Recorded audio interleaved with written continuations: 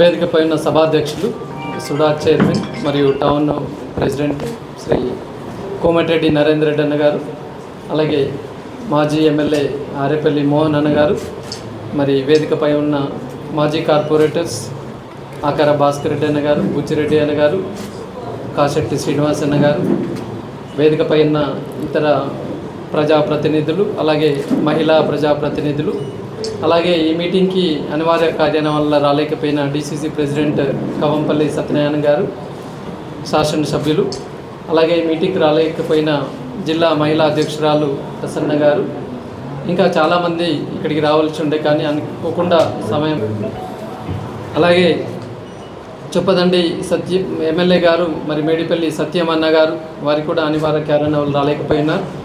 మరి ఏది ఏమైనా ఇక్కడ ఈరోజు మీ అందరితో ఈ రకంగా మరి కాంగ్రెస్ పార్టీ నా అభ్యర్థులను ఖరారు చేసిన తర్వాత ముందుగా మిమ్మల్ని కలుసుకోవడం, మరి ఇక్కడ కరీంనగర్ కాంగ్రెస్ పెద్దలు నన్ను ఇంట్రడ్యూస్ చేయడం అనేది నేను చాలా ఆనందంగా ఫీల్ అవుతూ, ముందుగా ఏఐసిసి అధ్యక్షులు గౌరవనీయులు మల్లికార్జున ఖర్గే గారికి, AICC general secretary Shri KC Venugopal గారికి, అలాగే రాష్ట్ర వ్యవహారాల in charge madam Deepdas Munshi madam గారికి, గౌరవ ముఖ్యమంత్రి వర్యులు శ్రీ రేవంత్ రెడ్డి గారికి, గౌరవ పిసిసి ప్రెసిడెంట్ మహేష్ కుమార్ గౌడ్ గారికి, మరి పెద్దలు మంత్రివర్యులు దామోదర రాజనరసింహ గారికి, దుద్దిల్ల శ్రీధర్ బాబు గారికి, పొన్నం ప్రభాకర్ గౌడ్ గారికి, మరియు ఇన్ఛార్జ్ మంత్రులైన ఉత్తమ్ కుమార్ రెడ్డి గారికి, కొండా సురేఖ గారికి, సీతక్క గారికి, అలాగే జూపల్లి కృష్ణారావు గారికి, ఇతర ఎమ్మెల్యేలు, ఎంపీలు, ప్రజాప్రతినిధులు అందరూ కూడా మరి నా అభ్యర్థిత్వాన్ని ఖరారు చేసినందుకు వీరందరికీ పేరు పేరున ముందుగా నేను హృదయపూర్వక ధన్యవాదాలు తెలియజేస్తున్నాను. ఎందుకంటే కాంగ్రెస్ పార్టీ అనేది అతిపెద్ద పార్టీ, జాతీయ పార్టీ, మరి హేమీలు సంవత్సరాల కొద్దీ ఉన్నా కూడా మరి రాని ఆ పరిస్థితుల్లో మరి అతి తక్కువ సమయంలో నేను కూడా ముందున్నాను అనగానే మరి మొదటి ప్రాధాన్యత కిందగా నా పేరును సూచించి ఖరారు చేసినందుకు వారికి ధన్యవాదాలు.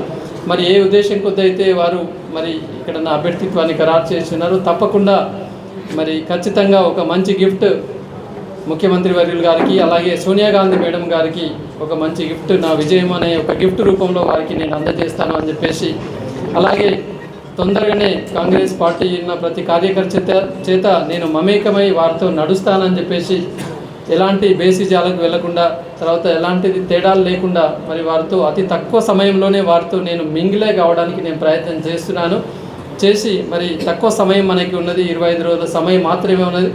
ఫిబ్రవరి 27వ తేదీ ఎన్నిక ఉంది. మరి ఆల్మోస్ట్ ఆల్ ఇవాళ 2వ తేదీలో ఉన్నాం. మరి చివరి 2 రోజులు అయితే మనం క్యాంపెయినింగ్ కూడా లేదు, అంటే మన ముందున్నది ఇంకా హార్డ్లీ 23 రోజులు మాత్రమే ఉంది. ఈ 23 రోజుల్లో మరి ప్రతి కాంగ్రెస్ కార్యకర్త కూడా ఈ గెలుపు అనేది ఖచ్చితంగా ఉత్తర తెలంగాణ మరి కాంగ్రెస్ చరిత్రను మార్చే విధంగా ఉండాలి. ఉత్తర తెలంగాణ యొక్క పైన దృష్టి ఖచ్చితంగా రాష్ట్రానికి దేశానికి ఉండే విధంగా ఈ యొక్క గెలుపు ఉండాలని చెప్పేసి మరి ఇప్పటికే పెద్దలు చెప్పి ఉన్నారు.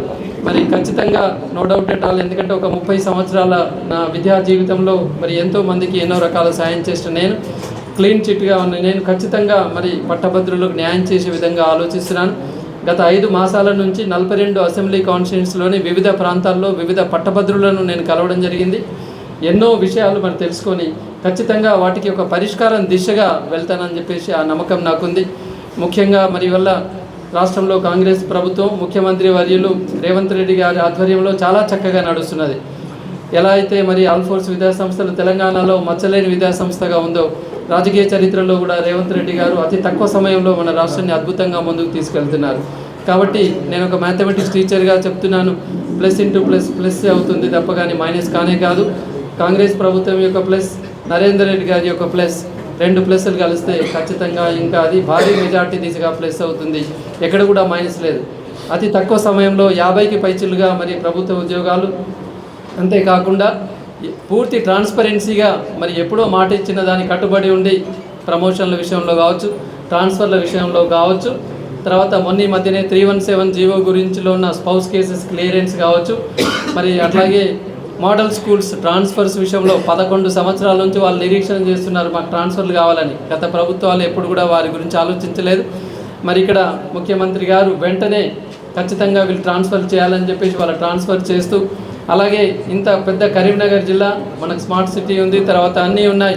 కరీంనగర్లో బాగా ఉంది, డెవలప్ అయింది అనుకుంటున్నాం. కానీ కరీంనగర్లో ఒక గవర్నమెంట్ ఇంజనీరింగ్ కళాశాల లేకపోయి ఉండే, కరీంనగర్లో ఒక గవర్నమెంట్ లా కాలేజ్ కూడా ఇన్ని సంవత్సరాల తరబడి లేకుండా ఉండే. మన ముఖ్యమంత్రి వర్యులు ముందు చూపుతోటి మన శాతాని యూనివర్సిటీ కింద వచ్చే అకాడమిక్ ఇయర్ నుంచే మనకు ఒక ఇంజనీరింగ్ కళాశాలని, తర్వాత బిఎడ్ కళాశాలను కూడా శాంక్షన్ చేశారంటే వారి యొక్క ముందు చూపు ఏ విధంగా ఉంది, మరి ఉత్తర తెలంగాణ పట్ల కావచ్చు, కరీంనగర్ పట్ల కావచ్చు, వారి యొక్క దృక్పథం ఏ విధంగా ఉంది అని మనం ఆలోచించవచ్చు. కాబట్టి చాలా అద్భుతంగా వారు రాష్ట్రాన్ని ముందుకు తీసుకెళ్తున్న తరుణంలో ఖచ్చితంగా నేను కూడా ఒక అసెట్ అవుతానని చెప్పేసి విద్య వైద్య రంగంలో ముఖ్యంగా పట్టభద్రులకు మరి రాబోయే రోజుల్లో మన జాబ్ క్యాలెండర్ని ఇంప్లిమెంట్ చేసే విషయంలో వారికి తోడుగా ఉంటూ ఖచ్చితంగా మరి నిరుద్యోగులకు అండగా ఉండడానికి గెలిచిన వెంటనే మన లైబ్రరీల పునరుద్ధరణ, ముఖ్యంగా మహిళలకు రాష్ట్ర ప్రభుత్వం పెద్దపీట వేస్తున్న విషయం మన అందరికీ కూడా తెలిసిందే.